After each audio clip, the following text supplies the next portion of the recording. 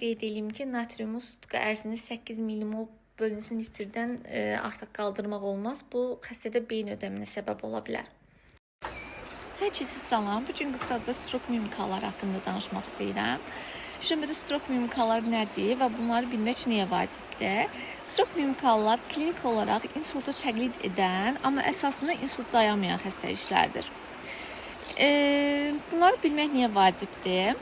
20-30% hallarda ola bilir ki, təcili yardım mərkəzinə insult şübhəsi ilə gələn xəstələrə biz görüntüləmə edirik və xəstədə heç bir insult ocağı tapılmır.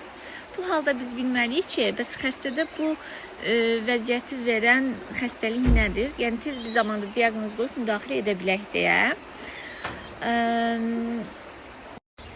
Bu hallara nələr daxil ola bilər? Elektrolit disbalansları, istənilən yəni elektrolit disbalans, məsələn hiponatremiya, hipernatremiya, hipokalemiya, hiperkalemiya və s. Ensefalopatiyalar, epileptikmat iflici, hemiplegik migren, hipoglikemiyalar, hiperglikemiyalar və s. Mən öz praktikamda hansılar ilə qarşılaşmışam, qısaca bunlar haqqında da danışım. Bir dəfə gecə növbəsində olan zaman klinikaya 64 yaşlı qadın xəstə gətirilmişdi. Yoldaşının mənə dediyi bu idi ki, 4 saat əvvəl baş ağrıdı, daha sonrası huş səviyyəsi endi. Yəni, qadın komatoz vəziyyətdə idi, mən müayinə edən zaman. Təbii ki, huşa aydın olmadığı üçün dəqiq nevroloji status götürə bilmədim. Sadəcə olaraq seyfli qişalar rəngi avazımışdı, dəri və seyfli qişalar avazımış və gözlərində, bəbəklərində anizoxoriya var idi. 4 saat əvvəl baş ağrısı, baş ağrısından sonra huşun itirilməsi bu klinik olaraq düşündürür ki, bu xəstədə subarachnoidal bir qanama ola bilər. Biz xəstə yaxınlarına məlumat verdik ki, KT çəkməliyik. Onlar hələ ki bu mövzuda düşünürdülər ki, KT olunsun ya olunmasın. Demək, xəstənin yaxınları KT-yə onay verənə qədər mən xəstədən insult paneli üzrə analizlər istəmişdim və təcili yardım həkimləri ekspres şəkərini ölçmüşdü. Xəstənin ekspres şəkəri 600-lərdə idi, səhv eləmirəmsə, və glikohemoqlobini analizlərdə yüksək gəlmişdi. Yəni, diabetik idi və düşünmək olar ki, düzdür, biz qanama düşünürdük. Amma hal-hazırda hiperglikemik komada gündəmdə idi. Bunu da qeyd edeyim ki, xəstənin yoldaşı mənə deyirdi ki, yəni ad çəkmək etik deyil. Deyir ki, medikal qrup var, mən onları hər ay evimizə dəvət edirəm. Evdə yoldaşımdan analizlər götürülür. Mənim yoldaşımın heç bir xroniki xəstəliyi yoxdur. Yəni, diabeti olduğunu bilmirlər. Bunun üçün də heç vaxt qadın diabet əleyhinə müalicə almayıb. Nəysə, yəni nə demək istəyirəm? Bəzən xəstələrin özü bilə bilməyə bilər, yaxınları bilə bilməyə bilər vəziyyəti ki, məsələn, onda filan xəstəlik var.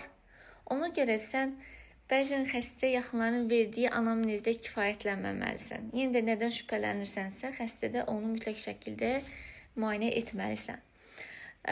Həmən, belə deyim də, vaxtı, xoşbəxtlikdən təcili yardımda endokrinoloq rezident var idi. Mən yaranmış vəziyyət haqqında ona məlumat verdim ki, ekspres şəkəri bu qədərdir, glikohemoqlobini bu qədərdir. Və doktor mənə dedi ki, biz IV glikoza başlamalıyıq. IV glikozadan sonra xəstənin huşu özünə gəldi, yaranmış nevroloji defisitlər düzəldi. Yəni, qanama düşünürdük, amma hiperglikemik koma çıxdı. Heç KT-yə ehtiyac qalmadı, xəstə toparlandı. Digər bir strok mimikal isə hiponatremik ensefalopatiya idi bizim üçün. Keçən il Atrokə həmən mövzuna hazırlayıb vermişdik. Bu da yenə 69 yaşlı qadın xəstə idi. Anamnezində sadəcə olaraq var idi demensiyası. Yəni, demensiya diaqnozu qoyulmuşdu xəstəyə. Bir tərəfli zəiflik və nitqin dəyişməsi ilə gəlmişdi bizə. Nativ MRT çəkdik, insult ocağı yox idi. Sonra fikirləşdik, bəlkə virus ensefalopatiyası ola bilər. Çünki bir neçə gün əvvəl temperaturu olmuşdu. Kontrastlı MRT istədik, heç bir ocaq tapılmadı.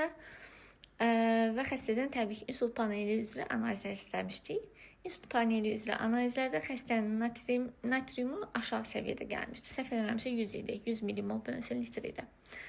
Daha sonra xəstə reanimasiyon şöbəyə yerləşdirildi və xəstəyə natrium infüziyası başlanıldı. Natrium infüziyasından sonra yaranmış bu nevroloji defisitlər aradan qalxdı. Və bunu da qeyd edeyim ki, natriumun sutka ərzini 8 millimol bölünsün litrdən artıq qaldırmaq olmaz. Bu xəstədə beyin ödəminə səbəb ola bilər.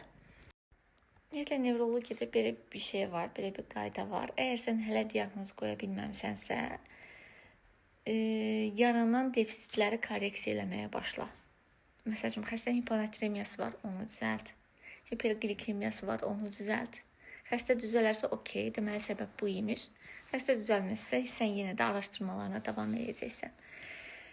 Nəticə itibarilə yenə də ağır nevroloji defisitlərlə təcili yardıma gələn xəstə sadəcə natrium defisiti üçün bu vəziyyətə düşmüşdü. Əslində bu nəyi göstərir? Hemostazın orqanizm üçün nə qədər vacib olduğunu, hemostazın qorunmasının nə qədər vacib olduğunu göstərir bizə. Bu pasientdə də dediyim kimi natrium infüziyasından sonra yaranmış ağır defisitlər aradan qalxdı və biz neçə gün sonra evinə yola salındı.